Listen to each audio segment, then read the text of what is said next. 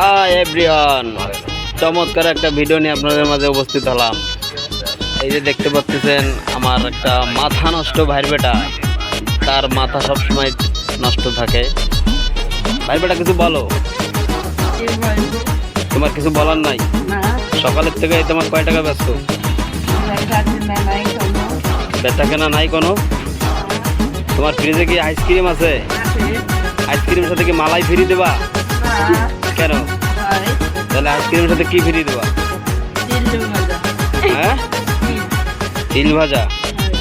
কেন আইসক্রিমের সাথে মালাই ফ্রি দেবা না? তাই দোকানে আর কি কি আছে বলো বলো। তোমার দোকানে তো মাল নাই, কেন? পকেটে টাকা নাই?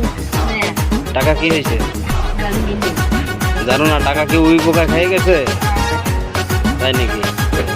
লেখাপড়া কি করো মোটো? না লেখাপড়া ছাড়িয়ে দেছো? না।